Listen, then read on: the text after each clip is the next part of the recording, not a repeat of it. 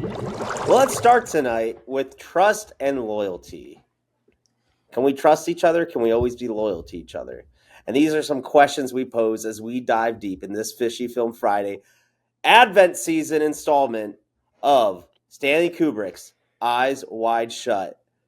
Quick little background on this, but actually, what I'd love to ask first to my friends, these lifelong friends, that no matter what cult or circle or conflict we come through, we're always going to stay afloat.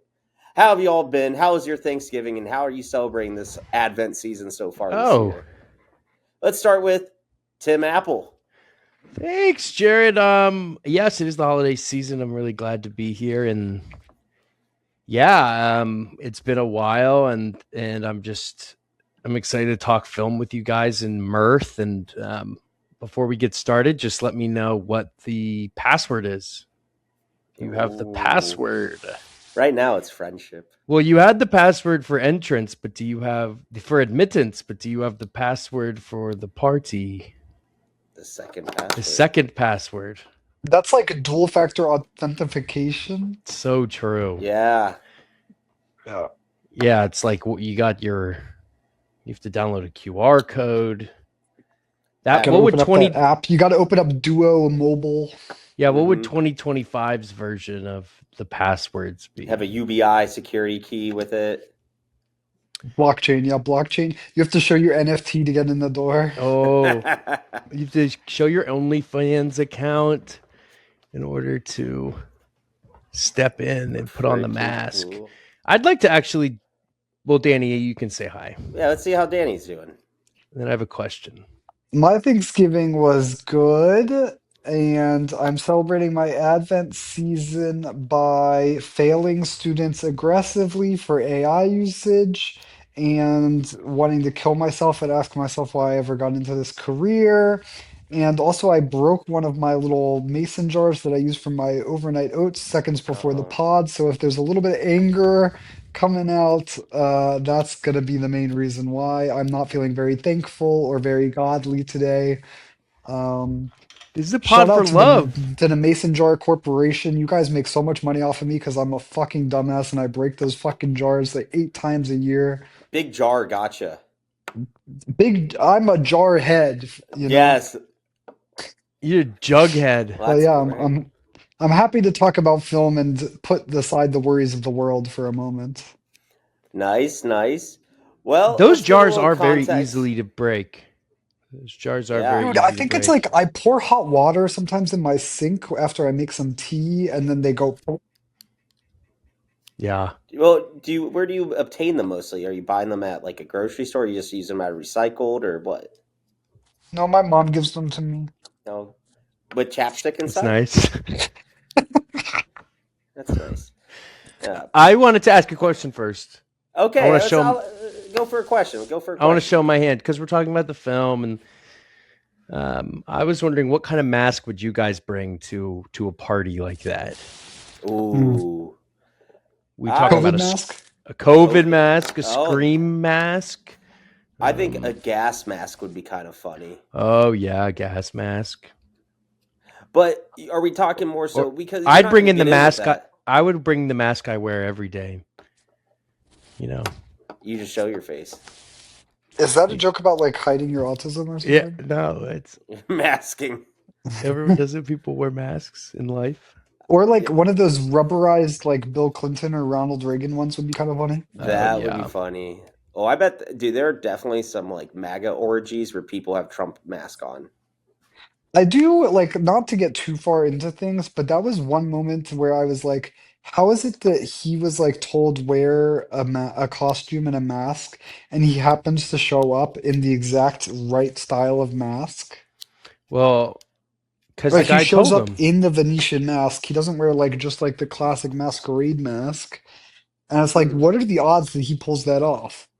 Oh, that's interesting. Right, and they said costume. They didn't say bring a cloak with a cape. And then he's like, I want a cloak with a cape. And then he shows up and everyone's like, a cloak with a cape. Well, maybe the guy gave him details. Yeah, I think Nick, no. I think Nick, his friend, probably gave him some off-screen details, or another inference is that like these are rumored things that have always been happening, and he's like in these But the social Venetian circles. style mask is that's a specific choice. And the Mm, costume guy has it at rainbow costumes. It's a Like, yeah, good fuck with. costume place. It's a legit costume dude, place, it's really good. obviously. And then he lost a mask. All right. Well, let's give a little context to our viewers who might, just need a little refresher on this because We haven't even funny. said what film it is yet, I don't think. Well, we started with that Eyes Wide Shut. It was Oh. in 1999, so we're at the turn of the millennium almost. And this is Stanley Kubrick, who I, of course, love my good old Stanley Kubrick's, his Spartacus, his more famous Full Metal Jacket, Apocalypse Now, Clockwork Orange. I'd never stumbled across this one. I don't know why. I think have Tom Cruise in it always discouraged me because I thought it was like bad because of that. My opinions change a little bit, and we'll talk about that later. But this is his final film, which is kind of weird too because he didn't release anything for this except Full Metal Jacket 12 years earlier. So and he was not expecting this to be his final film. He died before its actual release, about a couple of days after the initial screening with the actors. And there's some controversy with that of whether the released cut of this is actually what Stanley Kubrick wanted. Uh, and this was kind of like a dream project that he was looking at for decades. And we're kind of given some different actors in this that are outside the typical Kubrick universe. Of course, you have Tom Cruise as Dr. Bill, the protagonist. His wife Alice, played by Nicole Kidman, who goes full nudity on this. His friend Ziegler, who is the kind of creepy rich guy. His name's Sidney Pollock. Is it Pollock or Pollock? Anyone know Hopefully that not guy? Pollock. I know. Pollock. It's Pollock. Pollock. Okay, good. And he, I Um, believe, was in The Sopranos. Um, We he also didn't do was. our one question that we often do where we ask Well, about I'm our getting that. experience. I'm getting to Okay. there. So this is one of the longest running. It took over a year to produce this. I think they said 400 days of shooting. I It just was remembered very, That's something. insane. that is, and that's crazy to think that this was even financially like this was the highest grossing Stanley Kubrick film, non-adjusted for inflation. So it was like a success, but probably not what they actually wanted for payoff. Wait, wouldn't Um, it be the highest grossing film even adjusted for inflation? no. Oh, because something made more Yes, earlier? yeah, like probably Full Metal That's an Jacket. interesting little economic puzzle. That's fun. Yeah. But Get your accountant wife on that shit, bro. I need to. So Docs. this like little Kubrick final fever dream of sex secrets and Christmas lights is all mixed together. And let's start off with our initial question. Have you gentlemen seen this? And what was like kind of your first takes on what you thought of this movie beforehand, if you ever saw it or not? Yeah, I've seen it. I've seen it. Oh, okay. How many times? This was my second time Okay. viewing. What was the I context of your first I viewing? just put it on. I'm a film buff. I wanted to How long watch ago? it. Like COVID, during COVID. Got a little. Did you get a little Got spicy sick. during it? I remember watched it alone the first time, and it was like I didn't really know what to expect, and I'm sort of scared of Epstein. Like the Epstein stuff was just coming to light, and I was really scared. This movie scared me, It is. I thought it was and very I thought it was suspenseful. scary this time around. Ooh. Dan's not scared for some reason. Dan thinks he's not scared. He's doing a face like I can't believe you'd be scared. His gills are showing. Why would you say that? Why would you make that face?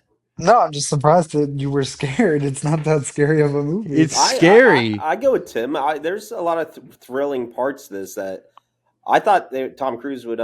Spoiler alert! I thought he'd be murdered by the end of this film. Some say he was. Mm.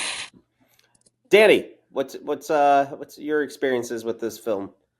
I have never seen this movie before, which is Oh, a little fun twist, I feel like.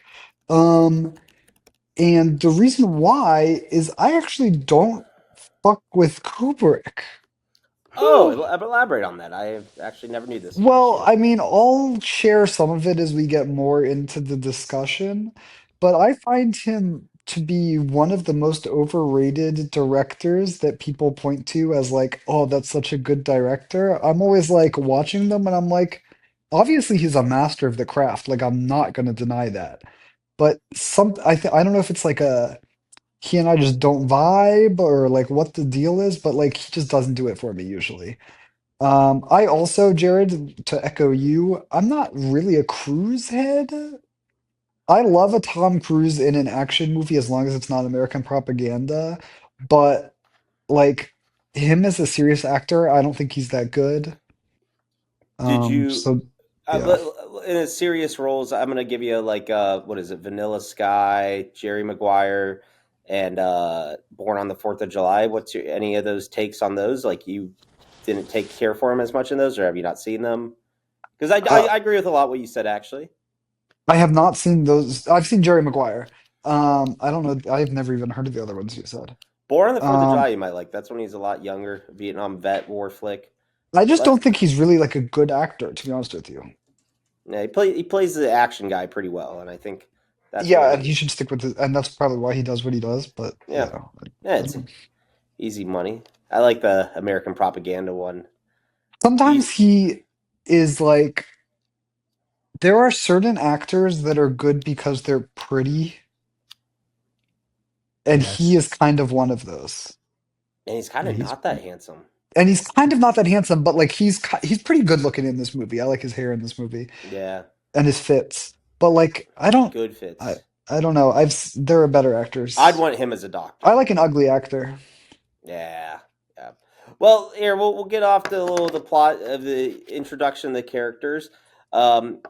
Meet Tom Cruise's character, Dr. William Harford.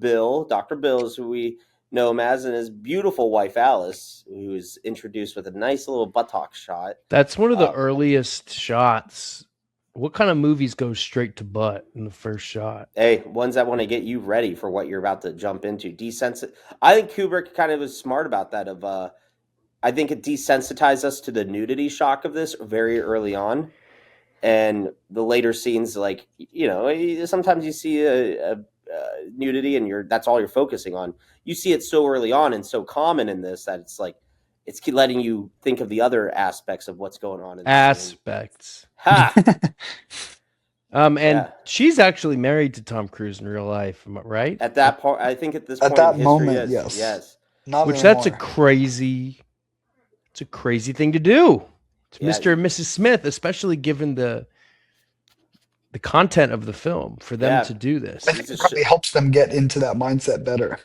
He's just parading his wife on film, but maybe Tom Cruise doesn't see it like that. I thought this was also pretty interesting how Nicole Kidman went very graphic with her nudity, as some could say, and Because showed she's not all. that early in her career here, is she? She's pretty established by this point in the '90s. Like it's But not it's like Kubrick, yeah, and so they maybe saw she's that like, I'll do whatever you say. yeah, and So cards on the table. This is one of my takes, but I'm going to send it early because we're already talking about her naked.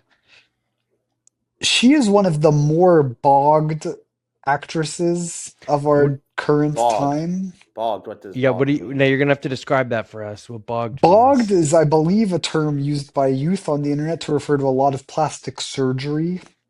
Oh, really? And if you look at Nicole Kidman, and I think she's like possibly naked in a recent film as well, that one where she's like a Dominic Dom to like that young guy who's Oh, yeah, yeah. what's that movie called? Doesn't matter. 50 But I think Shades. she's naked in that. If you see her body now, her face is very fucked up.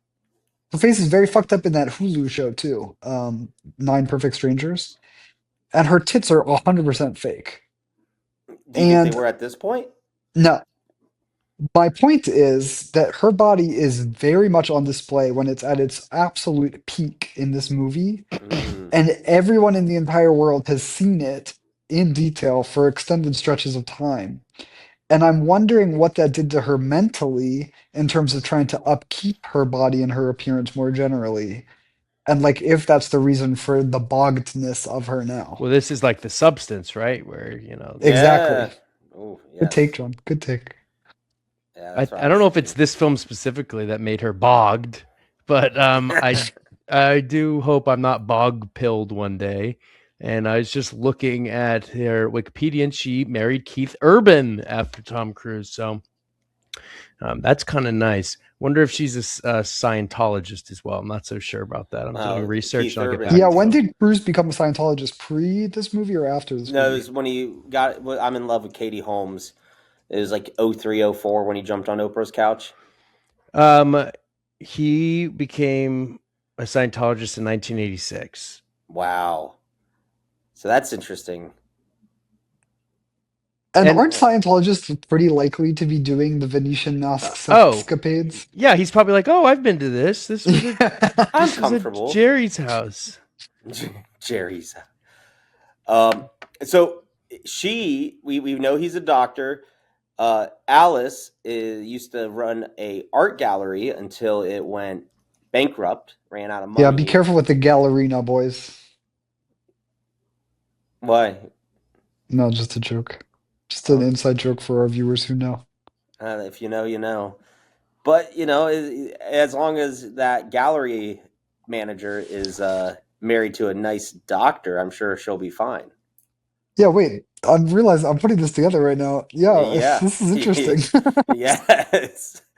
So they get ready. They have a daughter. They have the daughter. It seemed like they have a very beautiful house, beautiful life in New York City, raising a nice 6-year-old kid. And they go to this very high scale Christmas ball hosted by Bill's friend Victor Ziegler, who at first introduction, you're just like, oh, these are elegant people. You're at a nice ball. He meets Alice, kisses her on the cheek. He has a wife as well. And we kind of don't know where this is going to go at this moment. Eventually, uh, Alice and Bill separate.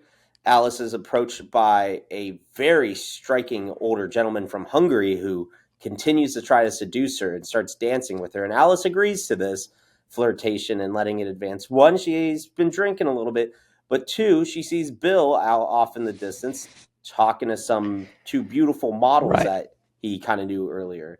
So But we see this she jealousy building up very she, early. she was already dancing pre seeing this guy. It's not like she saw the guy. It's not like she saw her husband talking to these girls and was like, "Oh, I'm Correct. going to go Yeah, to." yeah. She was having herself a time. Yeah. Maybe But she ratcheted up a little bit when she she did saw ratchet up. this. Yeah, she said, I think it was one of those things where it was a courtesy. I'll dance with the older man for a little bit until my husband comes back, and then she Yeah, notices her I, husband's away No, for that quite a guy while. was suave as I didn't fuck. think so. I was Oh, getting nothing from him. he really. Dude, the hottest part of this entire movie is when he drinks her drink That is and then Imagine says, you amazing. I pull that know off. Imagine us trying to I pull that could off. never, but he does, and it was hot. Yeah. I don't know. Maybe is it like just because he's Hungarian? Like if he's Are No, Hungarians it's like known for he's so seductiveness? confident he doesn't give a shit. And Are it's a little people? bit like he's crossing a line, no. We watched a I don't know crossing a too Hungarian. weird many. line, We you know? I don't watched know a too many Hungarian Hungarians. film, and those were ugly, ugly people. Yeah, we saw that. That's when the guy had his like The limp Deer arm and weird movie, sex.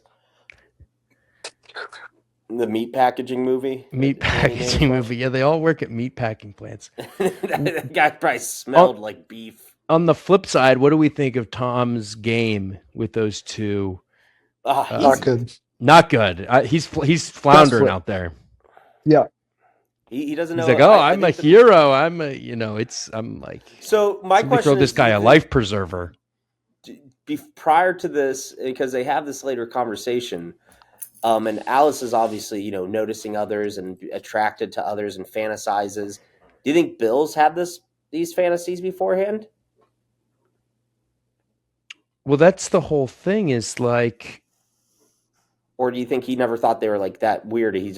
I can be attracted to people and it's not an issue, but my wife can't. well, he probably thinks that women don't have those thoughts, but Yeah, he says that. Yeah, Nicole Kidman lets him know. yeah. Yeah, of course, Well, women think about sex. let's move real quick to I do where want the to wait, I do want to talk about class for one moment, class. which is that these two have been invited to a swanky party that they kind of have no business going to. They're very well off, but they are not the level of their Ultra host and the other, elite. or the Hungarian guy, right? And Yeah, that guy. so I think part of the reason that Nicole Kidman's character is able to like pass in this scenario is because like an attractive woman is a notable quantity in any social dynamic, no matter of class. Hmm. Whereas Tom Cruise's character is a doctor and he's well off. He's got a beautiful apartment, but he is not the same as the other people in that room. And even with the young models who are probably also not very well off, they're still attractive women, so they've got a lot of power. And that's the reason he's floundering, I think, is because he's not actually one of these people, and he can't pass because he doesn't Interesting. have a pussy, a beautiful pussy. That's interesting. I didn't consider that though. I think this Power comes up a dynamics. lot in the movie, actually. But yeah, Because Well, he's just like Sidney Pollock's doctor. yeah, he's doctor. been invited as a favor. Yeah. Because they even admit that early on. It's like, we don't know why we keep getting invited to this. I do have some suspicions later on why they do get invited. And I think some of it might be a ploy to get in Alice's pants. So, Can I say something about Sidney Pollock really go quick? with Sidney Pollock. I just remembered who he was in The Sopranos. He played the janitor doctor when Johnny Sack was in the cancer prison ward. And Sidney Pollock was giving him like cancer advice. He was looking at his sheets and saying that he was going to live longer than he actually was going to. And Johnny Sack eventually ended up dying like way earlier than he thought. But that was the role Sidney Pollock played. Thank you, John.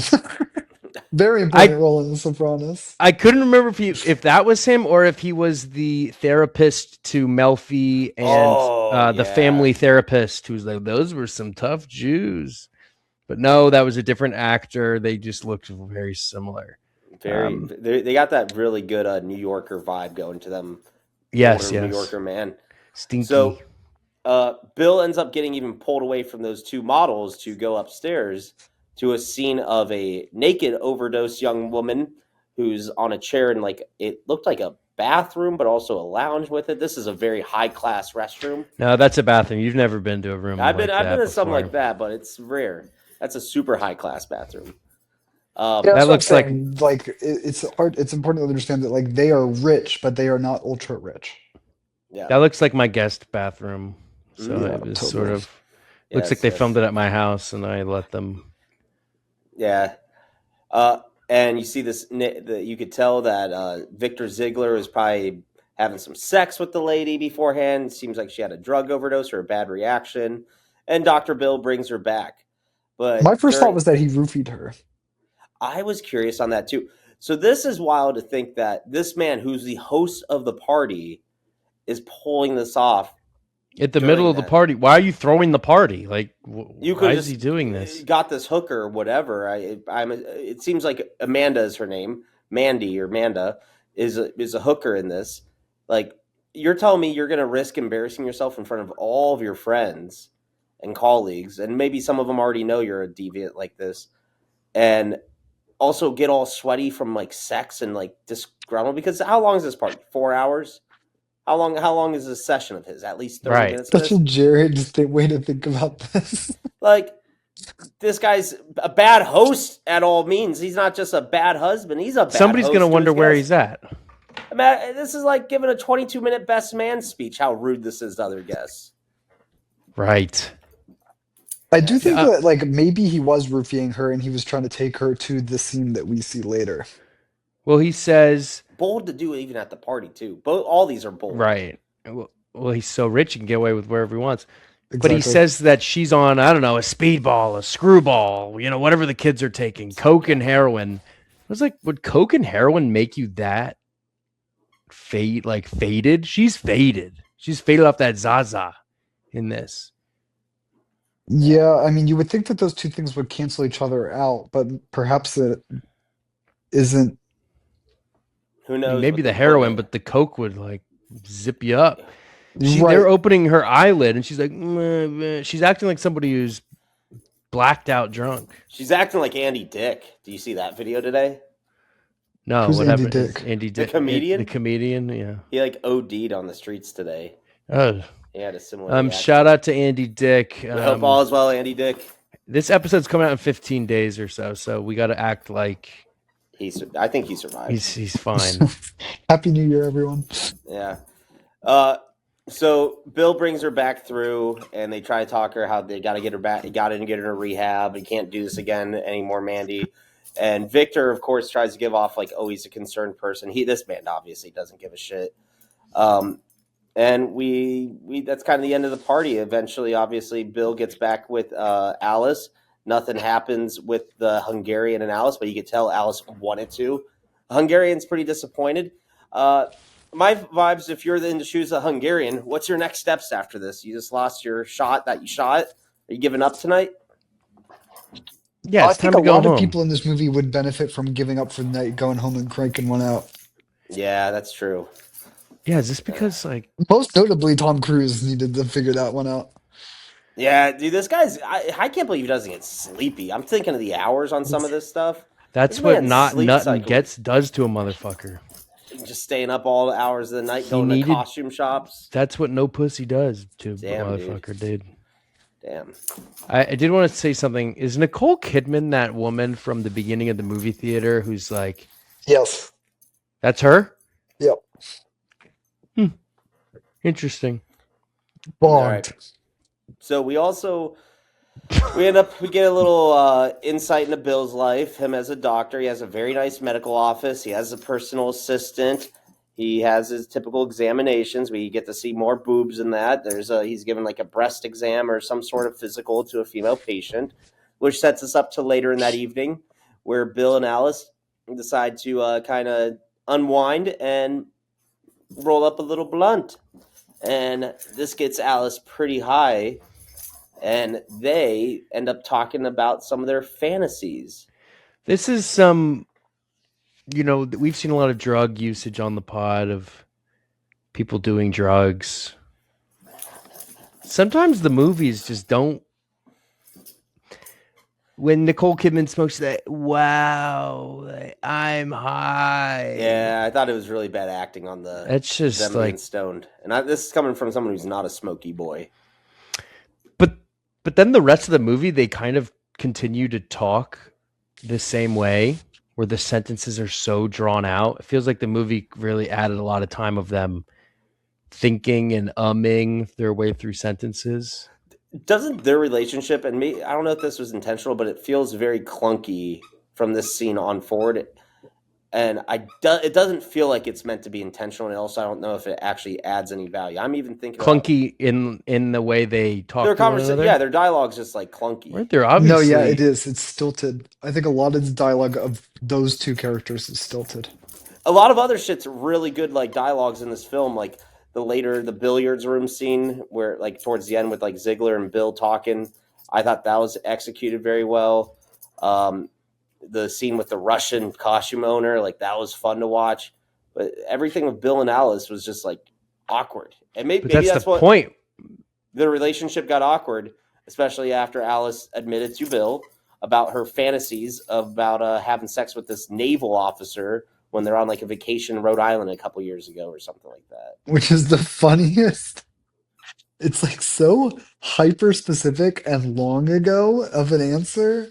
Yeah. It's like she's like, "You don't remember that guy who got up?" And he's like, "No."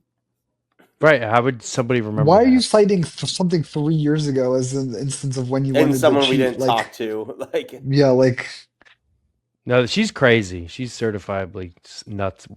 yeah. And I agree with you, John, about the high thing. Not just the way they talk and act as if they're high, but like I've had some high conversations with women go wrong in my life before, but they never go wrong like that. Yeah. You know, like you don't smoke weed and then like your relationship blows up. You smoke weed and you like, Fight about like like the what's on TV, and I wanted to watch that. I don't want to watch. yeah, or like you don't show enough interest in something she says because you're high as fuck. Like you're Yeah. not like getting high and spilling your guts. Like Right. it's silly. yeah, I thought this was a little weird. But I guess No one ever gets really paranoid and look at their phone while they're high. Why is it always they're always like? So here's a question I got that's going to Doesn't set us make up sense. for our later ones. Do you think that monogamy is threatened more by imagination or by opportunity? What is, I guess, Bill more upset by? That Alice had that opportunity to go bang this Hungarian man, or was it this imagination that she had about with the naval officer? Neither. It's her tone. Oh, Well, maybe not specifically, but how about like overall, like in most people's relationships, what are you more threatened by? That your partner would be thinking about this, or that they find themselves in opportunities where they're getting hit on constantly? And if they wanted to Neither say is yes, ideal. neither is ideal. But sometimes the opportunity isn't like their fault. Like you be an attractive person. This situation's weird because it was years ago and she's bringing it up still. And it's like a desire. Yeah, that's sort of odd. Maybe you just keep that to yourself. And I think it's an interesting balance where Bill basically we admits, but also we see it later on, his own temptations. But like he's not afraid of him. He's afraid that Alice cheats and ruins the family. This whole thing they have, doing this painful thing to their daughter. But he doesn't fear his own temptation and desires with that. He seems like he can give himself the pass, which is the dynamic of the male-female role in this film and in society. I mean, it seems to me that he's mostly upset because it seems she kind of says it in a way that only is the purpose is to cause harm to him. Like she's not getting anything out of sharing this information other than making him unhappy. Would you You rather know? know this stuff, or would you Yeah. rather your partner just keep it No, in? don't fucking Especially, tell me that shit. Right. Why the fuck would you say that shit? The only thing that's coming out of that is you're hurting both of us. so you think Fucking these? jerk off to the naval officer when I'm at the office. Yeah, I don't give a right. fuck. Yeah. So you're saying better to keep fantasies and just internalize them as long as you never act on them. Well, it's human nature. Yeah, That's just how the brain works. that's why we have strip clubs. But these women think they found. I think a lot of this because I was been watching Mad Men recently, Same. and there's a lot of infidelity in that. There's a lot of lust and urges, and yeah, it's not. This stuff is not good. But these people are cucks compared to Don Draper and Betty. Even Betty does a little bit of cheating. That's all I gotta say. So the It does scene seem transitions. people need to understand that like you don't have to have everything that you want in life. Mm-hmm. But these ultra rich, they think they do. They can't just be satisfied with the marriage and being wealthy. They have to go to the weird sex party. They have to. Does he eat any fish in this movie? No Fish. I was fish. trying to think if I saw any shrimp cocktails. I didn't see it. Shrimp is not a fish. We're not going to count that. But, you have to eat all the shrimp cocktails in the sea. You don't need, and I agree with that, Danny. It's such a good point. And I think the first Reformed priest would have some things to say to this couple. I think first Reformed priest might actually follow in Bill's suits of how his night goes. So Bill's night gets very interesting, where he gets Is this when he's called the slurs? Well, no, because Tom Cruise is kind of the man of action from Notes of the Underground, and then like the priest in First Reformed is kind of the man underground.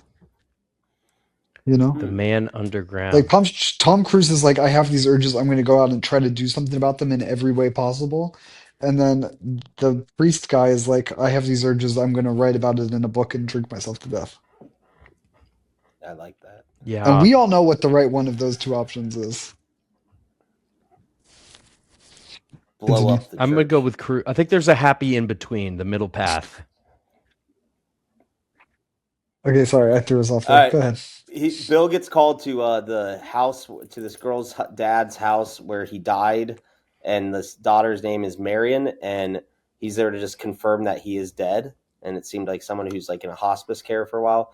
And this was like a very random scene. I don't know if this was just a setup to show that Tom Cruise has opportunities to cheat and be unfaithful. But this girl who wasn't that good looking, in my opinion, so it didn't really old much temptation. Marion confesses, like, I love you, Bill. I've always been in love with you. And she's like engaged to like some rich Englishman or something. Yeah, what the hell's going on there? She's American.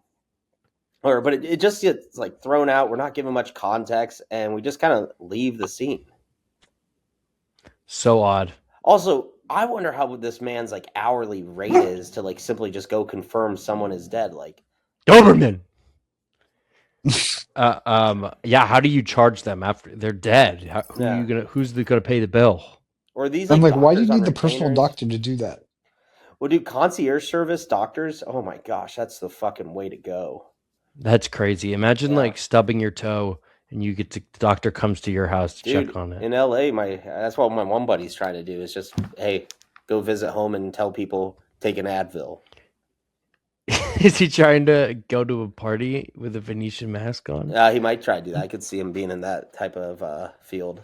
So he leaves this weird interaction with Marion, and then he's just kind of walking the streets. I love the shots of Christmas time, New York City. Anyone else really appreciate that, or is it kind of just? I do think that New York City is my favorite character in this movie.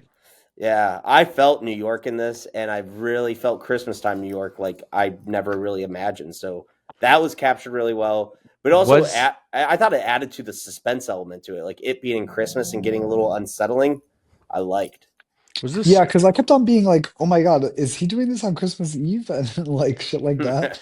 Like I was getting stressed out for him. I was like, does he know that tomorrow morning's Christmas? Like, is he gonna get home in time? He's got to So pack yeah, I the agree. presents. So while he's out on the street, he gets like bullied and pushed to the side by like a group of frat boys or Yale Oh, I forgot students. about They were that. Yale. That's what the sweaters had. Yeah, which was so crazy. It's like you guys are the biggest nerds on the planet. And they You go to him, Yale. They called him a slur. Well, I'm not going to even say it because this is now a podcast of love and respect. Yeah. Wait, but I they forgot that happens, and I think that's actually a really important scene. Oh yeah, they cuck him. They make him a Yeah. beta. And they were trying to get him to, throw a punch, do something. But like, what is he gonna do in that situation? There's 6 dudes. He's trying to get home or just wander around. He's not looking for a fight. No, not at all. But does this as someone who motivate got in a group scrum this weekend, I agree with his decision to step aside. How close were you to? Was this the same situation you were in? Can you give some context? I want to hear, Danny. I was at a bar and a bouncer threw someone that I was with to the ground, and then a scrum ensued of 6 bouncers versus 5 or 6 It's academics. even. And you guys won using No, brain we and pulled intellect. off the one that was the most aggressive, and we walked away, heads held high. And who was the most aggressive? Was it you? This random guy. Not me. Was there any consequences or fallout from this, or everyone just went their ways? My one buddy has a bruise on his booty. But like, no one's like threatening, like I'm gonna report you. Bad Google reviews? No, fuck that. Should you want to tell us the name of the bar so our listeners know we can blacklist it? Don't go to in B. Oh yeah, that place probably sucks. Yeah. Stay away from there, folks. There's many better places to go to. Like vote with your dollar.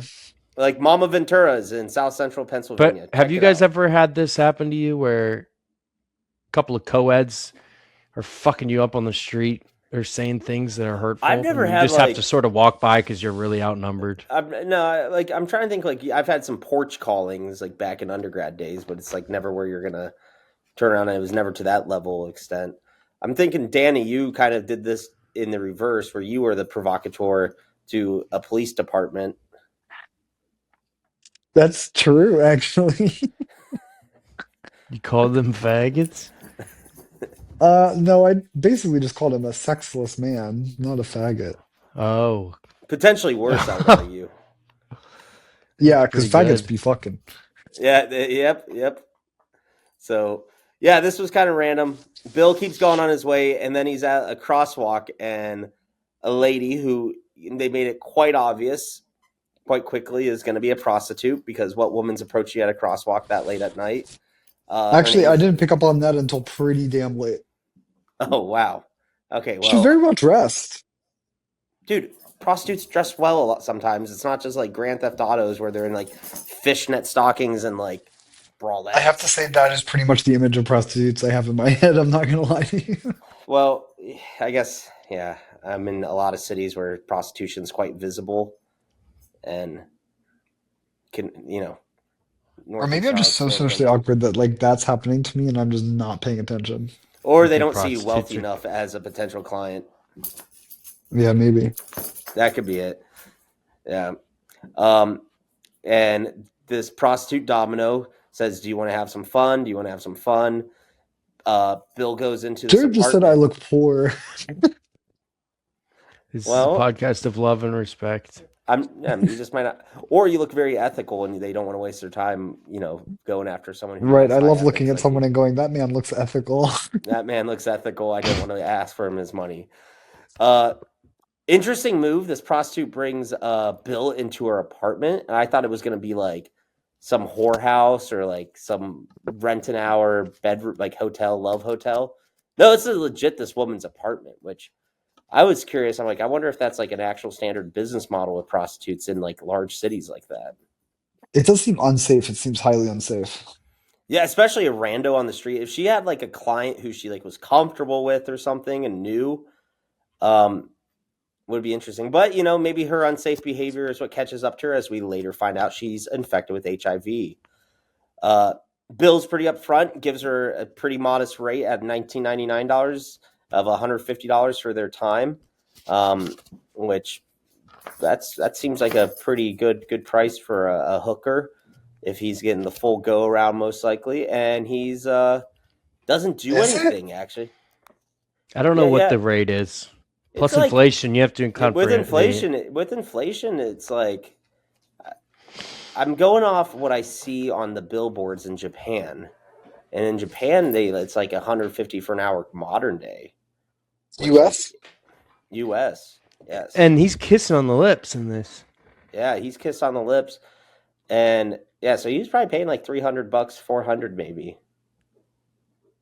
And Which That's expensive. was he gonna but get the whole thing? He was also gonna this get. man this man's walking around with a lot of cash, as we find out later with like the taxi Yeah, with driver. so much cash. Yeah, Spends a lot of money. It's also another way to get cucked. Is just to complete getting. He's getting fucked at every turn in terms yeah, of the guy's not payments. negotiating a deal. Money's not a problem for Bill. And he probably made all that money off that weird house call with Marion earlier in the night. So he's just spending his allowance. Um, You think so they give him cash he after gets that? a call from Yeah. Alice, and he says, "I'm not." He basically said that call makes him not want to go any further with Domino, the hooker, and then he leaves and he goes to a jazz club, which that jazz club looked quite nice. I wondered your opinions on this jazz club. Yeah, it looked nice. Uh, As a weekly attendee of a jazz club, it looked pretty nice. I was curious how this ranked up to your jazz clubs. Mine's a little bit more popping than this one. Yeah, I mean, this was the end of the show, so I wonder how that played No, I into think it's it. just like swankier, and so it's less like lively, Mm, you know. gotcha, what do gotcha. people do at jazz clubs? Listen to jazz, drink alcohol, talk to each other. I guess is it rude to have like It's vocal rude to talk to conversation people at a jazz during the club? performance. Yeah, how It is it? depends on the establishment. Well, how do you know? You You just read don't, the you just room. look around and notice what other people are doing. Yeah. Well, what if everyone starts that way? I Then just it's thought gonna of a be a quiet night. What? So, strip jazz club. what would Bob Crane be doing? And would Bob Crane perform at Be this the jazz club? drummer. Bob Crane, Yeah. very similar to this guy, Yeah, a little to bit Tom because he kind Cruise. of he goes quickly on his path of perversion throughout this whole like 4 hour period. It seems like so These guys would be gooners if it were 2025. yeah he would be Willem Dafoe in this with Bob Crane, and Bill's is having a beer, which I thought was an interesting choice as his nightcap because this seems like he was trying to wind down.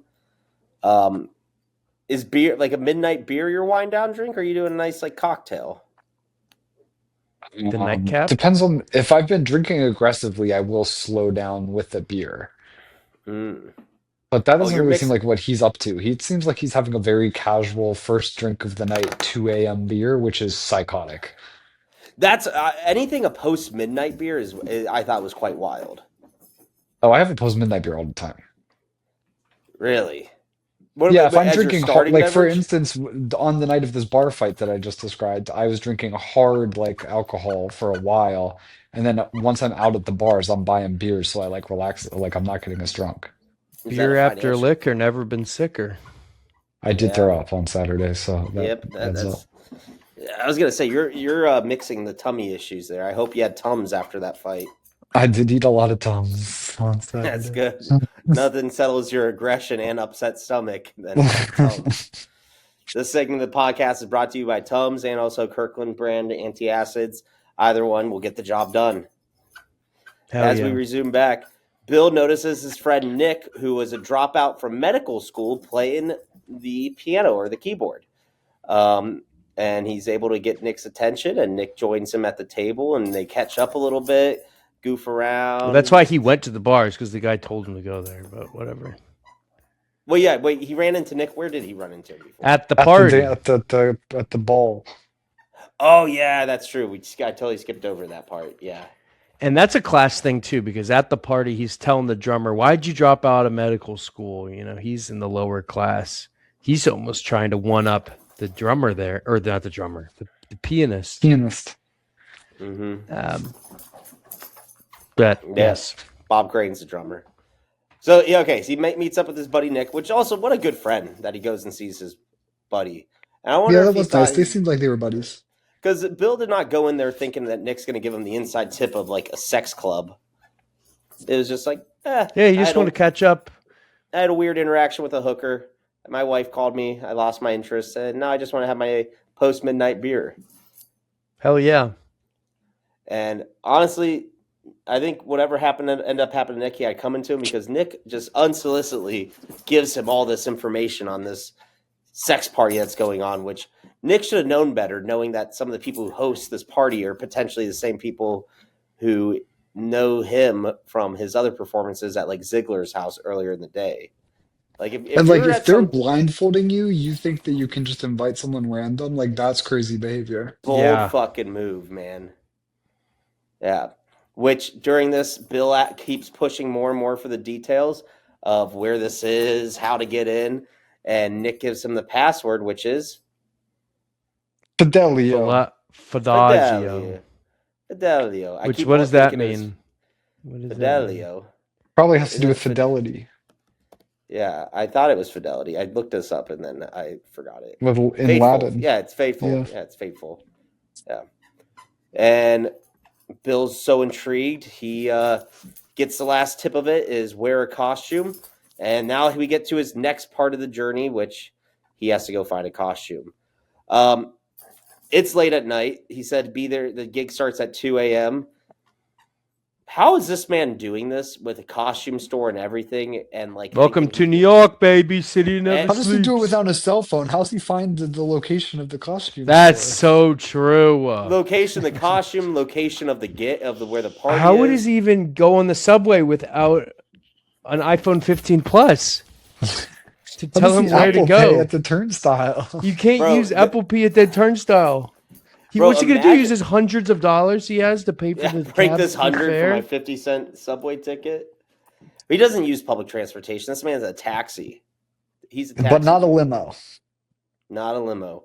Which, bro, imagine the level of horniness or just like intrigue you have. Do you think it's intrigue or do you think it's horniness driving him right now?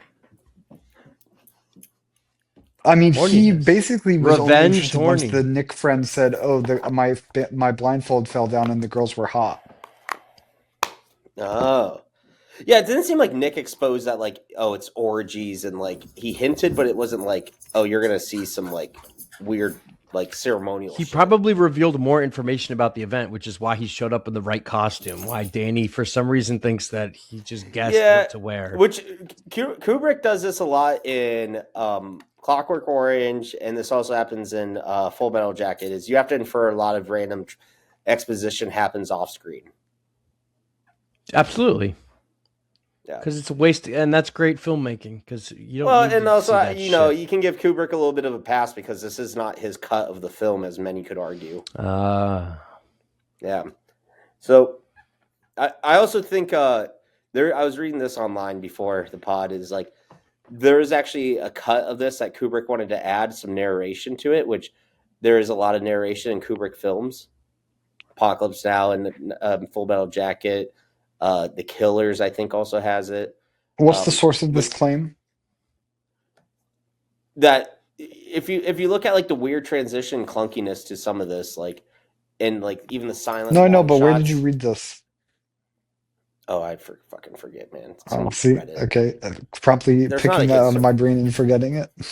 Yeah, there's not a good like. I don't pay Okay, attention to the source on this. I thought it was cool. a very valid claim because I was just basing off my other experiences. I'm like, there's enough to justify what they're trying to argue here. But yeah, I think some narration would have potentially helped with this. Someone too. I heard a toot too. I heard it too. Bella heard it too. That was Danny toot. You need some tummies. Stop this. Okay. Yeah. So what else was I going with this?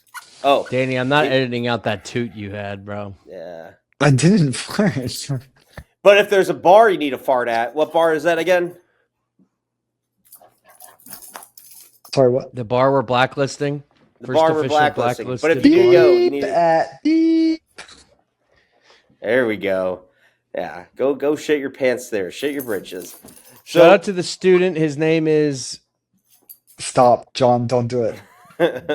Show us the transcript, dude. Why are we defending perpetrators here? We need to out them. I'd get fired. What's is that? But is it? Would it be righteous and just? Are we standing on holy ground? Yeah. Will God forgive us for letting No, these he sinners won't. exist? We are AI Saint can't Michael the stand in front Archangel. of God's creation and stand in awe. Are we Saint Michael the Archangel? We need to put the sword through the fire of the demon that is You artificial lost me there, bud. intelligence? Okay. Saint Continuing Michael, on with the plot. Okay. He goes to the costume store, rainbow costume, which, man, he lucked out because this could have been dead in his tracks. And we get this weird Russian guy that answers it. And this man is happy for business right away as Tom Cruise gave him a quite generous offer where he was like $100 or $200 over the asking price of the typical 200 rental. over. Yeah, like this man, this cash to blow. He is horny, which just is crazy. It's like you could just hire a very attractive prostitute at this point, I feel like. And he probably knows where to get them. But I think he's also into the I mean, he adventure. had one right in front of him. Yeah. She's pretty hot. I think this is a part of the hunt, is he wants to know that he's attractive enough for the opportunity because I think he's a little self-conscious that his wife can get the opportunity and he doesn't want to have to pay for the opportunity. Yeah. Which is also weird because this opportunity that presents him, he's in a mask, so it's not like people actually know who he is technically, but we'll get to that later. Oh, they know who he is. The second while we're in the costume store, we get in this weird situation where we find this young woman that's like this scene was funny. Older, like Asian men. This was a funny part of the movie. And then they lock the Russian guy's like, "You're messing with my daughter," and locks them two in this random room, which has a window, which is hilarious as they're pounding, and he's trying to do business. This was incredible, and I loved how well shot this was, and it feels like it was all in one take, which I really appreciated too. How the camera. It is Kubrick's famous for one takes. Yeah. Oh, The Shining. I forgot about that. His tracking shots are quite amazing throughout this. Is that the proper term? Is tracking because it like sure right? Okay. But throughout this, like the daughter's hiding behind Bill, which is just some weird foreshadowing. Like this, it made me so uncomfortable. In this what do you think situation. she whispered in his ear? What do you think she whispered in Bill's ear? I don't know. I didn't really have a thought. Like, take me with I'll you. fuck you if you want. Damn. Maybe. Well, so here's my other. She looked underage. So we have now a scene of two guys with a younger woman. The guys are in costumes and they're having a group sex thing. In about two scenes, we will have a group of older guys wearing costumes with younger women doing a group sex thing. The only difference between the first and the second is what? Mask and costume. Anonymity. No, the class. They're wearing costumes in the first one. So the only reason we look at the one and go, oh, that's fucking one thing, that like haha, or like, ew, what is like, and the reason we look at the other one and we're like, oh, that's kind of sexy but also kind of spooky. The only difference is like how much money they've got backing their group sex operation. I see. Very Marxist. Yes. Yeah, I'm doing a So Marxist Kubrick take. If you haven't picked up on it. Oh, I Nice. like it. I like it. So Bill ends up getting his costume, and then he gets in a cab, and he shows up to this beautiful estate, but it seems like it's far out of the city, potentially on Long Island. I forget where the area actually I was. thought it was in New Jersey. For some reason, my brain thought it was in New Jersey. It seemed like No, quite the drive. it feels like it's in New Jersey.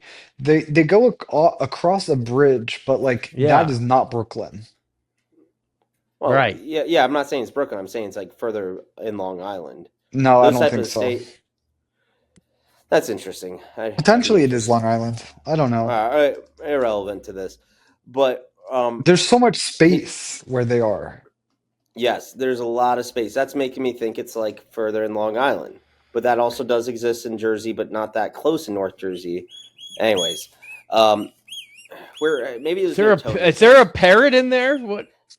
This dog is so annoying A right now. cockatoo?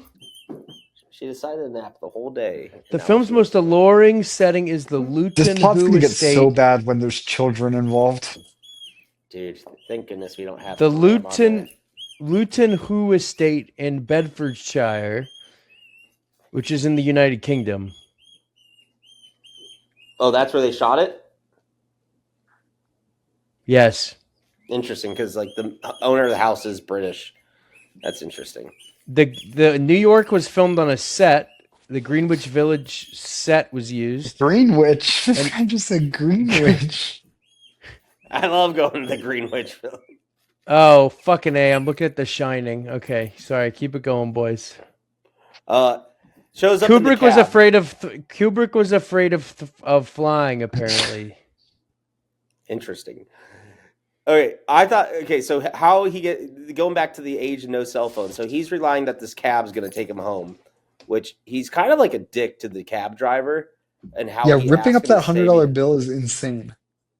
Which, like, I looked this up, and I guess that was actually sometimes a common practice, the rip up bills, because banks would still accept them when they're taped up. But what a dick move in itself to, like, have someone have to go tape it up later. Yeah. At Yeah. Wawa, Oh, yeah. I was like, what the fuck? He just ripped up a U.S. note. That's defacing currency.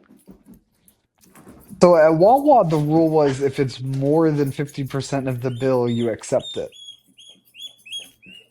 Really? Yeah. Interesting.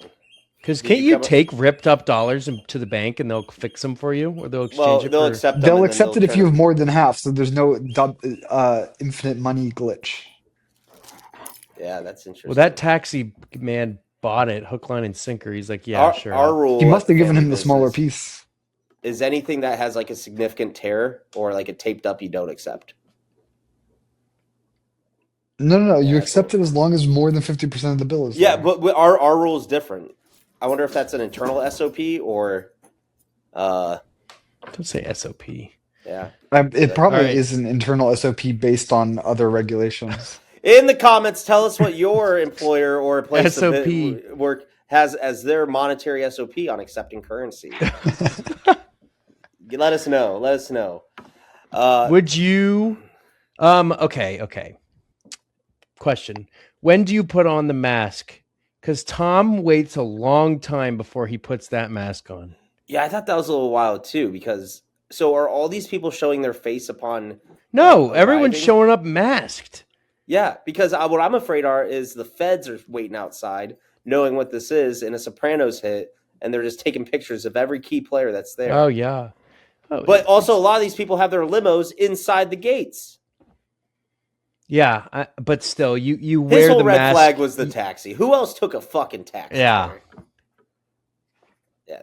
Well, I think this goes John's to- right that he should have had the whole costume ready to go.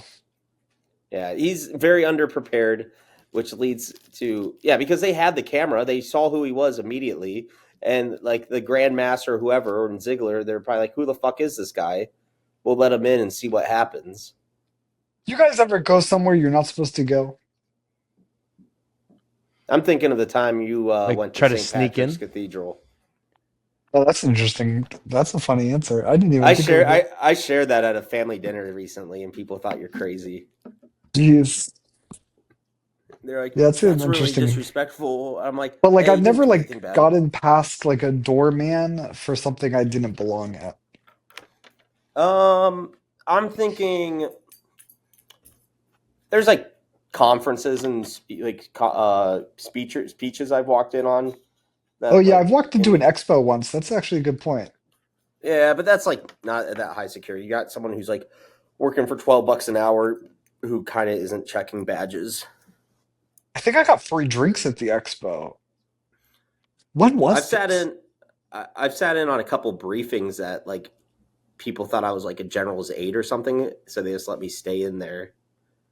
That's funny. Yeah, like John, you stuff ever I was sneak into not. somewhere you're not supposed to be? I can't think of no, I can't off the top of my head I can't think of anything. I like to Yeah. stay in the rooms I'm supposed to be in. That's good. You know, we got some of us got played by the rules. That's what Yeah, makes this a great friendship and a great podcast. We have a diversity of ethics here. right. Yeah. Okay, Marketplace of ideas. a marketplace of ideas. Yep, not in Dan's marketplace though. We get inside. He gives his password. Well, no, password was outside the gate, right? Yes. Yeah. Gets inside. They take his jacket. He And puts on his mask. what do you think he's thinking inside his head? He's going, yes, Yeah, this guy, he's got epic. excitement boner. He should be proud of himself. He's gotten this far. And Should he be proud of himself? he ends up stumbling into the middle of the ritual, which another red flag. Like he kind of stands off enough to the side where it's like pretty noticeable. He should have tried blending into the crowd a bit more. And he can tell people are noticing him and get like that one man with the weird mask was giving like the head nod. This is where it gets a little crazy. How do you think this is real? Do you think these type of sex rituals are real, or do you think this is fantasy? Oh, Oh, I'm scared during this part. I can't even think straight with the Do I smoke and think the these things are incense. real? do you think this type of Yes. ceremony is real? This is what Epstein was doing. Do you think Epstein had this much class in his ceremony, though? I don't think Kubrick died of a mysterious heart attack 7 days after he made the final cut of this film. They killed him because he got it 100% right on the fucking nailed it on the head because he was invited to these parties. Wake up, sheeple. This shit is real. And they're doing this shit with children. No, and you can those were some women that we saw at this party. Those were women. We have no idea. I do think that like this stuff is happening, but not with the fanfare and not with the swag. I think with this new generation of perverts, I think the fanfare is or the fanfare in the ceremony is gone. I think they're trashy. Like if Trump's participating in this, do you think that man has enough patience to like sit through the ceremonial part of it? No, he's getting down and dirty, Trump? eating his Big Mac. No, the Trump's not going to this. The people we don't even know the names of, the people that are above the Forbes list that we don't even know about, are going to these things. I think that's also true. I think they're more active participants. Do you think the Diddy parties ever had something like this, or do you think it was more just straight up raunchy? And I won't say why the Diddy. I won't say why the Diddy parties weren't like this, but no, I want to hear it. This is a safe space. I was just watching the Diddy documentary just a few minutes before we hit record. Diddy was misunderstood. Oh. Actually, no, I don't know. I haven't got to that part yet, but I assume that he wasn't doing any. He was just having the wet and sloppy competitions. The freak offs. Would you go to a freak off? I'd be interested to observe a freak off. That's a classic Jared answer. No, sort I'm of good. like Tom Cruise. I think I'm really not interested in group shit. Like if I was at that party, if I was at this one with the fucking in the movie, I'd be like, I wouldn't even be enjoying myself. I don't like the mask part of it. The anonymity, I think, is the part I don't like because that's like, I think if I were to take part, well, they were like doing things like they would have someone expressions sitting on their face, but they'd have a mask on, and I'm like, how is this happening? Yeah. And they do the The kissing kissing with the on. mask. Yeah, because I Yeah, was thinking like I kind of like smooching. Why I aren't like they a don't good get to smooch. smooch? Good smooch. They only get to touch. The lip on lip contact, and then the other weird parts where the parts I didn't like is where it would be like the girls making out or something, and then everyone was standing around, but they weren't like jerking it. They were like No, Yeah, just they're exactly. standing. voyeurs. They're voyeurs. Yeah, which Sydney Sweeney. yeah, you didn't see any public masturbation going on, which made me think.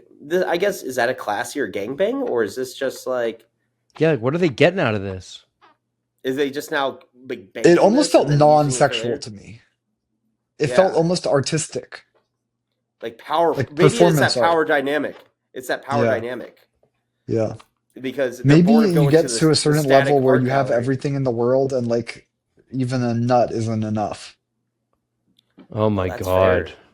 Yeah, this is going to be that interesting this class dynamic that Danny brings up. Yeah. I didn't know all those were women in the circle before he like anointed them, and so I had to started having them kiss until they like unclothe themselves. I thought it was like a mix and match. They were all Those were some good titties. What are you bodies. talking about? They were. Oh my goodness. Yeah. Imagine the Yeah. casting call for this. Oh, yeah, not the most positive place to be. Does your family Like- watch this movie? That's an interesting part. Like, I always wonder this with like actors and actresses with like nudity scenes is like, how do you share that with your family? Because people are gonna want to know, like, oh, I'm proud that you're in a Stanley Kubrick film. Oh, I see your full frontal vagina though for several minutes. Probably not. They probably skip that one. Yeah, and they're wearing masks, which is helpful. But I was just thinking, like, imagine being like the casting director and being like, I need 100 models with big boobs. Oh yeah. But how do you put that in But- writing? They probably were quite easy descriptive. Like, they would just say like bra size, waist size, height. It's like any models that you just go by the measurements. That's crazy. We need to wokeify modeling. Well, the big issue of It has Sports been. Illustrated. If this movie was made in Yeah. 2025, there would be black people in the circle. There would be people with missing arms in the circle. There's not a lot of POCs. Cookie Monster pajama pants. Non-binary No! people in the circle. There would be obese, purple, so much purple hair. Yeah, they'd be that was wearing interesting. Cookie You didn't see Monster any fat mask. people. You didn't even see 'Cause like fat you don't people. want in the fat mask. people. You don't want. Well, fat yeah, because people. rich people don't get fat, bro. And they probably had like their Yeah, you want like a Ozempic. William Howard Taft build. They had an early version of Ozempic, probably. No, I actually had this conversation at dinner, a business dinner last night. Is that there was like an '80s version of Ozempic that was like really big until like the late '90s, until they started finding out it was like causing people to have like heart failure. Is it cocaine? It was called Interesting. like Pen or something like that. I forgot how to look at the name later, but it was Pen. Pen, Yeah. pen, Finefi Pen or something like that. pen. EpiPen? All right. No, Finefi Pen or something like that. Not EpiPen. That's like for diabetics. But yeah, I get. Anyways, moving on with this. What was your favorite? EpiPen isn't for diabetics. EpiPen is for allergic people. allergies. Allergic fever. Insulin's for the diabetics. Hurry, my blood sugar's low. Give me my EpiPen. It's got a Snickers, concentrate Snickers in it. Where's I going with this? Oh, what was your favorite room that he stumbled upon? Well, 'Cause I he liked when started- when they sent in a lady for him, and he was about to go to Bone Town, and then she's The other like, lady who "Can I knew him steal you took him. away for a minute?" And she's like, "You have to leave now. It's too late." Which I thought Okay. that was Mandy, by the way. I thought that was Mandy. Yeah, it was Mandy. Oh yeah, right. It's revealed later. We That's get that Mandy. exposed later. That's Mandy. That actress, I don't know. I didn't look up what she's. Is a different actress from the beginning. Oh, is it really? Yeah, they got a different person because she got in an accident. Apparently, the first lady. I was gonna say the boobs look different. Yeah, it's a different lady. That's why it's kind of confusing because they got a different actress. Oh, I didn't do a rewind on the boobs like Danny did, but yeah. Actually, I Um, didn't rewind once during this film. yeah, I didn't pause. He was I locked was, in. Did you put it on 1.5 like Kubrick intended? what? No, I watched it on Tubi. So Oh, it was many on commercials. Tubi It for took me like free. 3 hours to watch Yeah, this movie because I watched it on bro. Tubi. I watched on I my got computer. I got an ad block. It's Tubi, no ads. Oh, I I did watched it on the Apple TV. Roku. Damn Can't it, get ad I'm block an on the idiot. Roku. Um, Do you what was I pay going for it, with this? Jared? Yeah, I paid $3 for it. Idiot. That's okay. You're supporting Kubrick. Yeah, he needs You're it. supporting the Keeping film alive. Rothschilds. Yeah. Uh, okay. The dialogue that Mandy delivered to get out of there, I thought was really clunky. Like, it did not seem like they did not. They, I don't know. Kubrick, it just seemed like didn't care of like people delivering lines effectively throughout this movie. Well, yeah, because they had to Right, say but the how same they? line for 400 days straight. Oh God.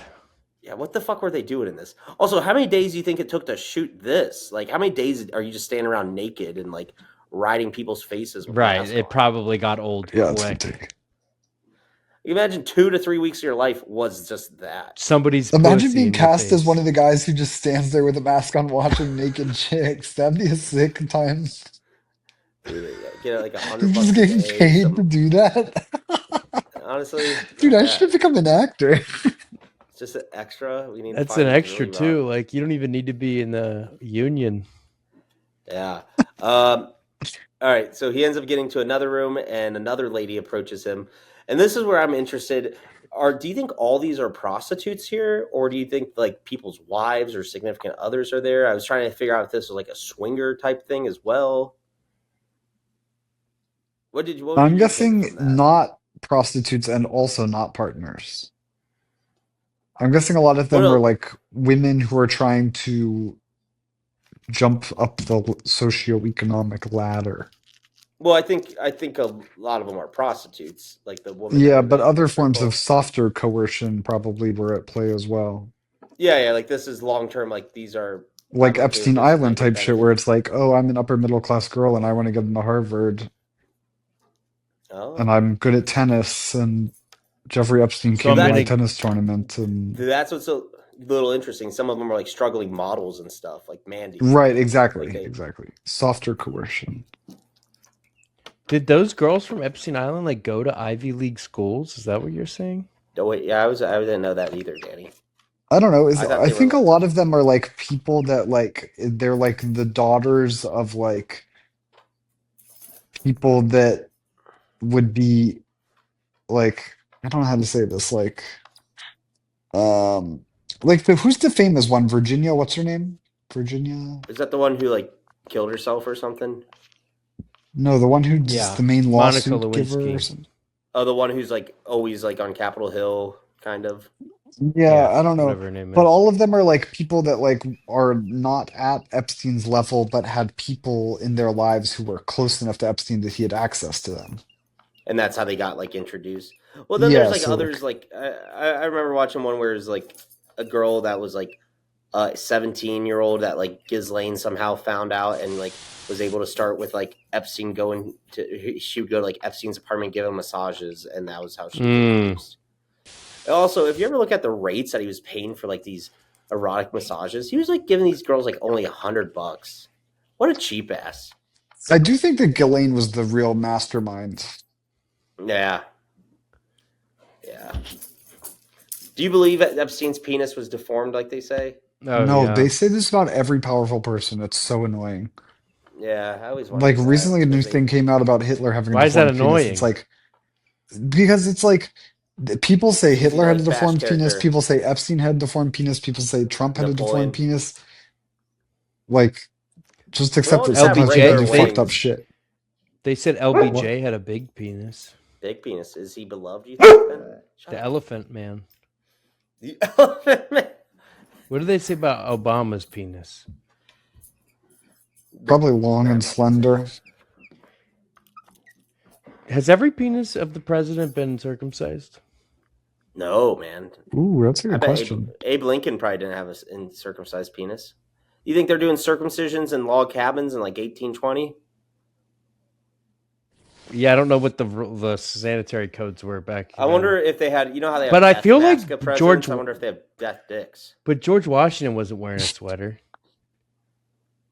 How do you know I that? read this Reddit post recently about like this person who works at a nursing home and like the amount of shit that they have to clean out of old men's penises when they're Yeah. Oh, uncircumcised. so scary. Uh, And the poster was basically like circumcise your children at like there's gonna be some like 85 there's gonna be some random Yeah. Guatemalan chick like scooping the shit out of your son's penis when he's older. that's funny to It's think. scary. Actually, that's actually a great pro circumcision argument you make So there. Yeah. scary. Oh my gosh. All right.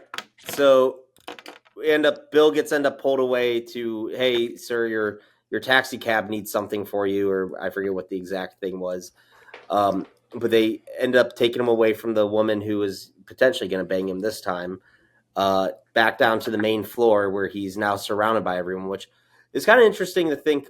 That seemed like there's a lot of people at this party, because even when he goes back to the main circles, that seemed like everyone was there, but we just walked away from like rooms having full of sex. So there's a lot of activity going on. This is a nice mansion, a lot of activity rooms.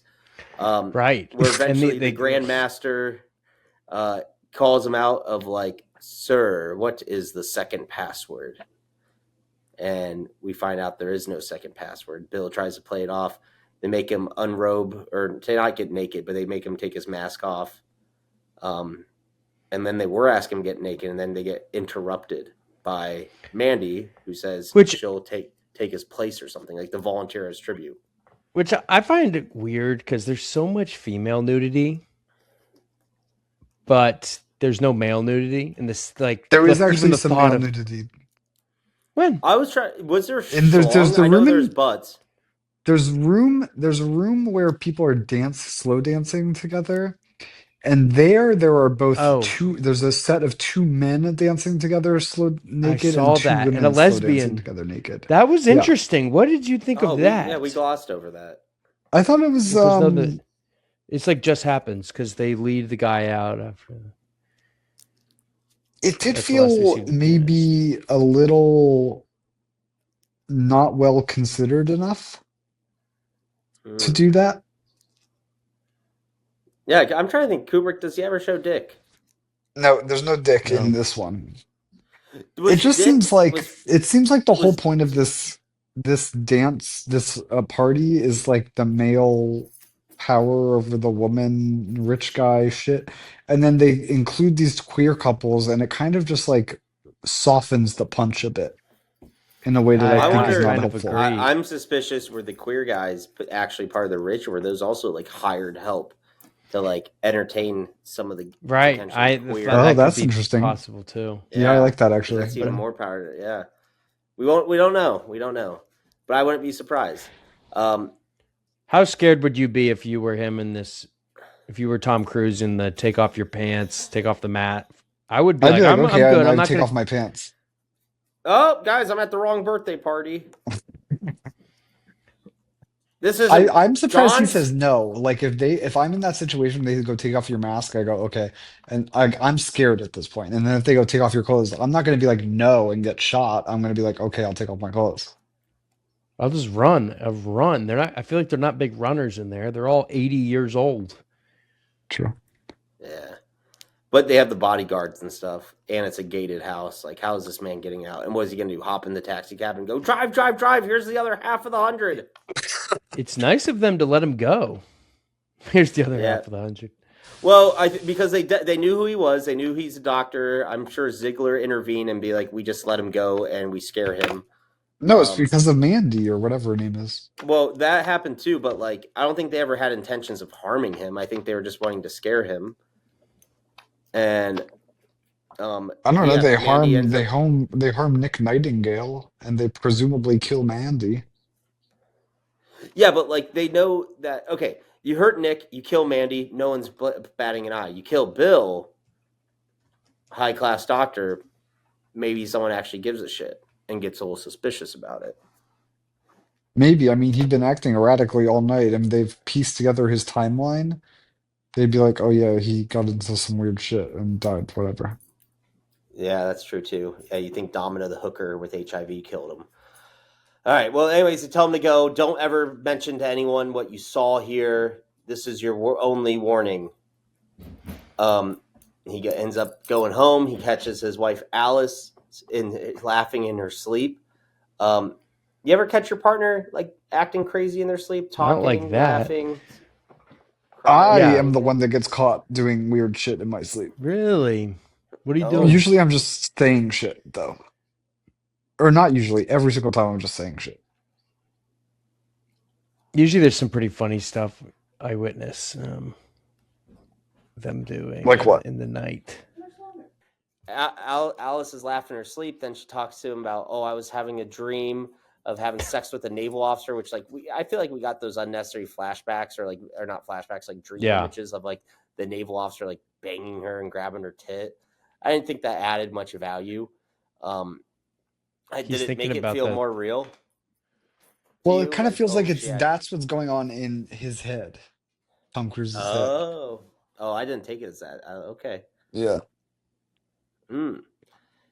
And I thought it was weird how in that dream she talked about like how she was in a field naked, and then that other men were like mocking Bill, which goes back to the demasculating factor of like him feeling like he's potentially going to get cucked or something. Well, and her dream is like suspiciously similar to what he has previously witnessed at the party. That was funny. I thought that was like weird. Like, is she aware of what's going on with him? Is Do this you ever supposed feel to that be with like your partner that like they is know this an what you're up indication to? that some of what we're seeing isn't reality? Like, what's going on there? Mm-hmm. Yeah. Or the ultra rich have a technology that's able to transport people from their dreams into the sex romp. Oh, like Inception. Was Like he getting Inception? She got Inceptioned into the party. Oh. And she was Mandy. And she was Mandy getting gangbanged. Oh, gosh. All right, we go. Bill needs to start his day early, which, man, this man is working on no sleep. I wonder what caffeine and nicotine or drugs he's on to get his day going. Because he goes to Nick's hotel. Zins, baby. Zins. He's on Zins. He's on the Velos, baby. This is what no nuts do to a man. Yeah. He goes to the hotel that Nick was staying at. And whoever played that clerk was hilarious. That, like, super flamboyant clerk. Yeah, it came off insensitive. Alan Cumming, that's his name. Something about Nick is because I don't think we see him again in the film. He's in Spy Kids. He is the director of Tar. No fucking way. Yes, the actor. And there's some actual overlap with. There's some overlap with Tar in this film. And so same way. That makes me just want to watch. I can't remember off the top of my head, but maybe we should watch Tar. Tar is a good movie. All right. Well, Tar time. We found out that Nick was like forced out of his hotel early in the morning. Two tough men were kind of forcing him out. They had a bruise on his face. So Bill's suspicious. When someone sells out your battlefield position. The British. What? When someone sells out Tar time? When someone sells out your battlefield position to the British. Okay, I'm done. I'm sorry. That doesn't make sense. I don't get it. Tar and feather. No. Isn't that okay. Yeah. But Didn't that we was do if that they in the were like, Revolutionary era? Yeah, if you were supporting if you were a loyalist. Yeah, so when someone tells your battlefield position to the British, tar time. All right, let's keep going. God, that was so funny to me. I almost pissed my pants, and you guys are so unfazed. I thought it was funny. It's tar time. So we end up. He's worried about Nick. Then he goes and returns his costume, which he's missing his mask. During this whole exchange, we find out, we see the two men that were locked up earlier coming out with the daughter, And we find out that Milich, the Russian costume store owner, is pimping out his daughter as he continues to basically offer her to Bill as a potential, would you like to do any other business with us? Sad stuff. Sad. No father should do that. I think that's a reality for a lot of people, weirdly enough. I've kind of For a lot of witnessed this. people? Oh, dude, I've witnessed this What? in the third world where, like, I hire, like, a taxi driver or something, and he talks about, oh, gosh, Bella just hit one of my buddy Nick right in the balls. There's somebody in here? There's somebody in the room with us? Yeah. Oh, my gosh, she's just beating the shit out of him. You're not being a very good host tonight. Imagine having someone over to your house and you're like, I have to talk for 2.5 hours about Eyes Wide Shut. Yeah. All right. So we find out this daughter's prostituting. That's sad. That exists in the third world. I've witnessed that happen, and that's sad to think about.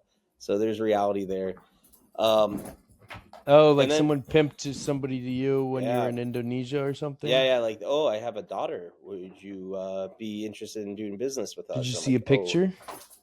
Yeah, they try showing pictures, and it's like sad because they're in their like slum or something. It's like, oh. Yeah.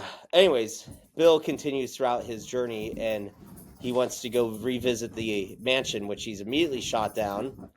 This time he drives, which I thought that was a bold move because now they have his license plate. And with that, he gets a letter immediately that's addressed to him. So now they know he knows that they know who he is. And they printed that shit off quickly. Well, I think they're anticipating that. These are good planners. Yeah. Yeah. Yeah, that was weird. But the guy still got the horn going because then he calls up the lady Marion, the dead dad's daughter, and probably for a little booty call, her fiance answers. He gives up on that. Then he goes back to Domino's apartment, who he kind of has a weird interaction with. The only time I want to go to Domino's, I better be leaving with 2 slices of pizza and some fucking cinnamon bites. Pizza by the slice at Domino's? Yeah, I was going to say an option? I said at least. At least, okay. This is the only podcast that sounds like there's an active thunderstorm going on. Yeah, the dog's got the zoomies right now. Oh gosh. And we find out through Domino's roommate Sally, who Bill definitely wants to have some coitus with. That Domino. I mean, he takes off her shirt, puts his hands inside of her. Yeah, that she has AIDS or HIV positive. Which this is the second AIDS patient on our podcast. Good call. And do you think that the ultra rich people at the party gave her AIDS? Like injected? No, Domino was not at the ultra rich party, dude. But the ultra rich have all these powers. Yeah, I wonder how much. No, I think she probably just has AIDS because she's a prostitute. Yeah, she's a streetwalker. Mandy, the one, is like a high class hooker, and probably those guys probably pay for her medical care to like avoid them getting the clap and stuff. Yeah, you got to think about the logistics there. Right. And then after this encounter at the crappy apartment, Bill notices he's being followed. He tries to lose the guy. He ends up buying the paper, ends up finding out that Mandy, the girl who is the beauty queen, the late girl who OD'd, was found dead, and he uses his doctor credentials to go find her at the morgue. Also, I thought it was weird during this whole thing. He kept pulling out his the medical license. Yes. Like as and if people and it was working. Yeah, like is that sometimes a thing doctors do? No, most of the characters were like, okay, what doctor? Like they didn't really care. Yeah. And it doesn't even have a picture of him. You could just have anyone's medical card. Yeah, that was wild. I want to ask Dr. Freds if that works or something. Like I it don't almost think looks that sort of works. like you could pull that if like you're a health inspector. That's interesting. Get a health inspector's badge. Like for food service, you mean? Yeah, for food service, yeah. Like the guy in Boiling Point? Yeah, you go in, get some free apps and stuff. Just Fucking go take some Boiling finger Point. foods. That's a bold move. That's a good move. Well, anyways, his buddy Victor calls him over to his house. He goes upstairs to Victor's mansion, his billiards room, which Victor has an impressive bar inside that Pool. billiards room. I don't call it Pool. pool. It's called pool. Pool hall. And Victor interrogates Bill and be like, "Where were you last night? Tell me, Bill. I know you're not telling me the truth." And I thought that this was suspenseful because this is where I thought Bill was going to get the axe. Yeah. But you could already tell that guy was at the party, you know? Yeah. Well, he had suspicions. Do you think Bill knew Victor was at the party? Yeah, when he looks at him, when he sees that guy look at him with the mask, when he enters head and nod? he lowers his head. I think that was a sign, was it? Yeah, that's interesting. Well, Victor, and I think Victor was the contingency plan for the secret society to basically like assure his silence and to make sure that he didn't ask any more questions about the Mandy death. And just, be happy with the status quo. You got to see what this is. Now shut up. And I found out, I took some notes from this because I'm like, because I always wonder how I can provide a menacing monologue to people to really intimidate them. I think Victor does this in a nice, friendly way, a mentorship way, but also gets the point across pretty well. He's gaslighting him. Yeah, but like he gives Bill the answers he needs to let him like not be worried about Mandy anymore, or at least be able to tell himself, "Oh, this death was probably a drug addiction, no foul play." Which, right? But it's such bullshit. Oh, you think that something happened? They had her way. They fucked her and then brought her home. She was perfectly fine. Yeah, it's bullshit. It's like that's not what happened. It makes you worried about how often this happens with like disappearing girls or just random deaths. Exactly. How easy it is to like show overdoses. Oh, absolutely. It's fucking scary. And Danny doesn't think any of this stuff's happening. What? It's happening right now, man.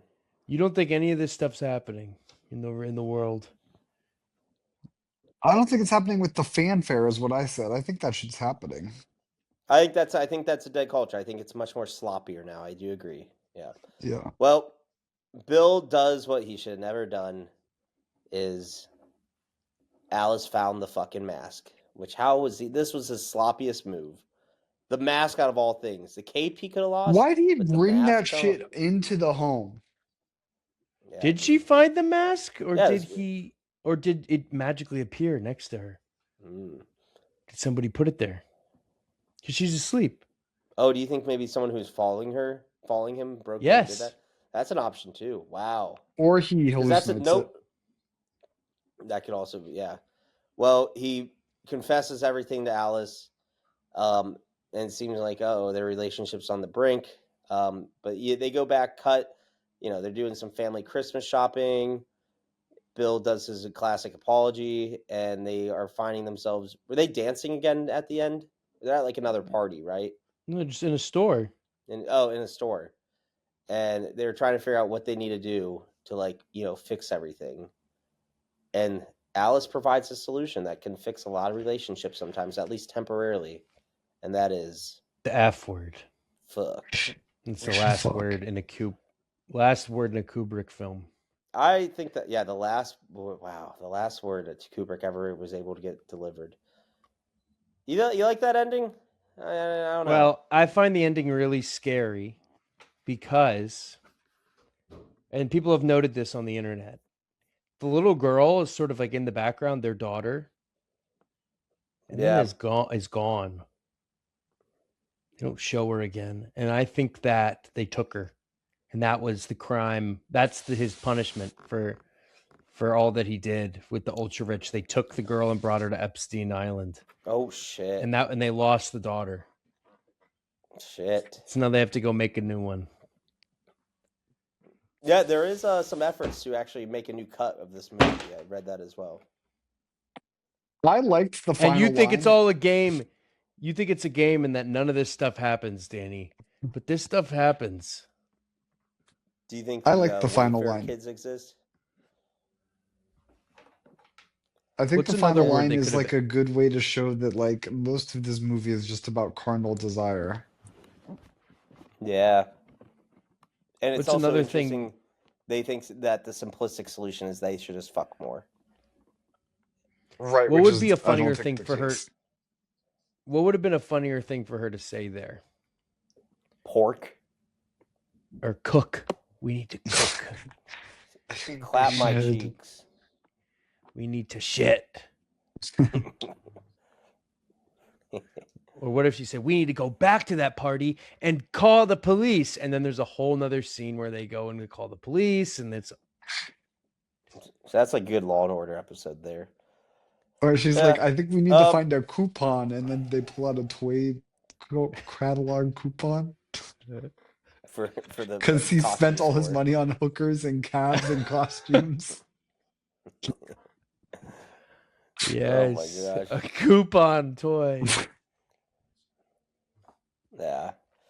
I don't really have any more moral questions to this. I don't know what I you have a guys discussion if we want question. to, yeah, go for it. One of the best things that this movie captures is like a guy having a really weird night alone out and Yeah. about in the world. And so I just want to hear you guys talk about your closest experience to having a really weird night out alone in the world. So this isn't, oh, this Sure. night I had gotten some crazy hijinks with my boys, or like I got in some crazy hijinks with Alone. my girlfriend. This is like you, no interactions with anyone you know, having a weird ass late night. I mean, Oh. usually the only time that happens is when I'm traversing from one spot to the next. Yeah, Like, it's rarely would I ever find myself with, I guess, the social comfort level to do something like this entirely alone at night. Even when I'm like traveling for work, I will like if I'm gonna go out, I'm gonna have a group of people I either meet at that hotel or like a drinking buddy or a business colleague. Because usually, after like the 1 a.m., nothing's good's gonna happen by yourself. absolutely I nothing guess good happens I'm a after. little afraid of what would happen. And not about like an opportunity not trusting myself. I just think I'd like fall into some scam. Okay, interesting. So not really, you don't really have one of these. I've had events where I've gone like I'm thinking of like my boat trip in Venice a couple years ago where I was like sailing alone and I like went on to like a Russian yacht and everything. But I kind of always knew when to cut off because I was on guard the whole time. I was never in a confidence level where I could be like, let's just see where this goes. I always had to know what the end state is. Yeah. John?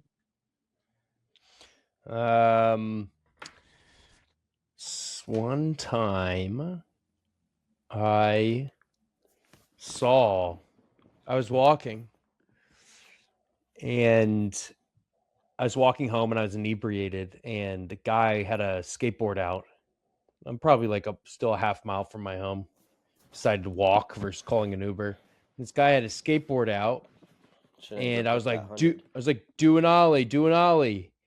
And the guy was drunk and mean. And he didn't do it. He's like, you fucking do it. And I don't know how to ollie. And it was like 4 people.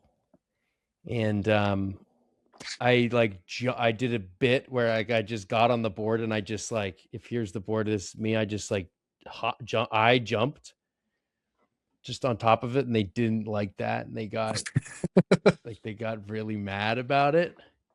And I bolted. Oh, I just like, it was like a Scooby-Doo. I need to leave. And I ran like another 200 feet and then I went home. So yeah, one time I rode a skateboard. Oh, I just remembered another one. I was walking by some guy last year and it was on my birthday. And I came from a work like Christmas party and I was like, I'm getting the fuck out of here. I was over. It's my birthday. I want to go home. And I saw this guy walking by me in the inner harbor and like there's nobody's out. And he walks by and I go, hey. And he's like, hey. And I was like, oh, this stranger said hello. And I said, talk to him. And he was a Ukrainian refugee. Or he said he was from Ukraine and he was living in Baltimore now. Doxed. Wait, so these, Oh, okay. Danny, I'm thinking I'm thinking of the time when I walked back to our Airbnb in Munich after Oktoberfest, and I walked Wait, like I six wasn't done with my miles. story. Oh, my bad, Tim.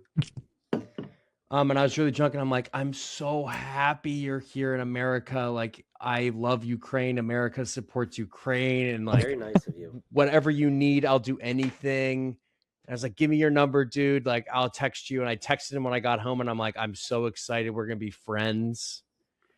And then I got too nervous to text him again, so I didn't talk to him again after that. No, But it was almost a meet cute. no.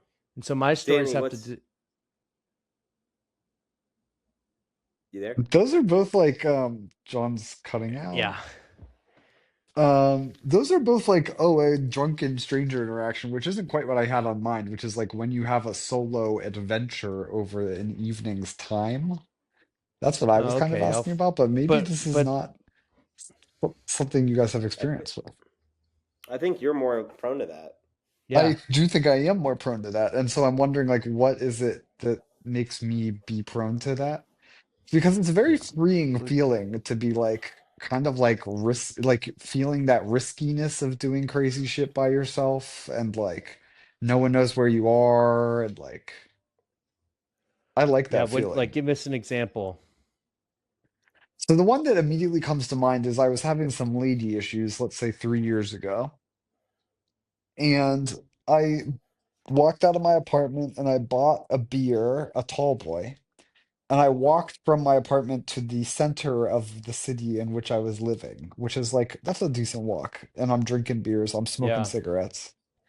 And then I get to this bar that you smoke inside it, Jared, the one where they tried to sell us hot dog buns without hot dogs, that Oh, one. I like that. I like that. That was a good deal. Got myself a pitcher of beer, sat there, drank 2 pitchers of beer, smoked multiple packs of cigarettes inside of this bar, walked outside. Now it's late at night, and there's a bunch of homeless people in the center city area of this town. And I'm like, this homeless guy asked me for a cigarette. I give him a cigarette. He's like, "Oh, come with me."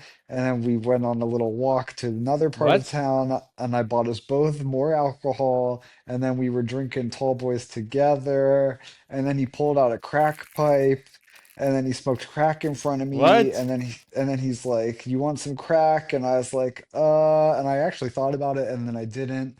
And then we were Dude, that standing would on be the street cool. together, and we were drinking beers, and he was asking people for money, and I was just kind of standing there.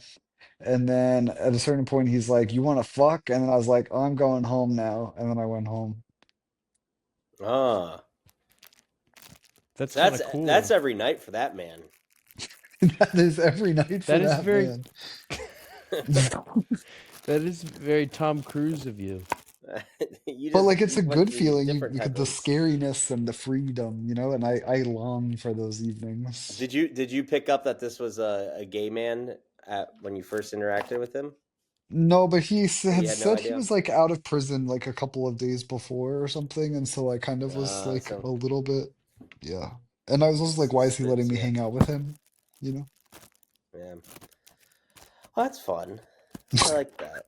Yeah, I'm thinking. I think during undergrad, I think I had more of those random adventures, and I think a lot of it was during study abroad, and most of them were just like drunken friend shenanigans, people you just randomly think you become friends with. But never a solo adventure where I continue like 4 different locations as a solo person. Right. Right. That's the dream. Yeah, interesting. All right. Any other questions on this, or we want to jump into final takes? I'm Final good for final takes. takes. All right. Next pick is what? Tim's, right? Yeah. Correct. So Danny, me, and then Tim. Um, as I alluded to before, thanks, John, for the vote of Ah! confidence. I haven't even started the review. As John alluded to, or as I alluded to, I'm not a huge Kubrick guy. Obviously, this is a masterful film. I find it Heck! I find it kind Bless of you. it dragged a bit in my Thank you, John. opinion. It dragged a Mm-hmm. bit. It was a bit slow. Are you? I don't think that Yeah. Tom Cruise or Nicole Kidman were acting very well. I found parts of the film implausible. I think it did a good job creating tension, but the tension was largely due to the score. And the score was incredible, but I would like to see this movie without score and see if it actually is tense at all, because I think the score is doing everything. Uh, I think this is an overrated film. I don't know why people go that crazy for it. I'm giving it a 4 out of 5. Okay. That's a good score. All right. Uh, Danny, I actually am concurring with you on a lot of these items here. Beautifully shot. I like the score. I like Kubrick's scores. They add a lot. I don't. I actually would like to see that across all of his films. So how that would be without a score, but I think it's tough to rate a movie of the score because sometimes that's in a director's vision. I know you're going to disagree with me on a little bit of that. Uh, I think Tom Cruise's performance. I liked it actually. Besides his like weird high scene, because it was like the unlikable doctor who people kind of like in society. Um, he played like a decent douchebag pretty well.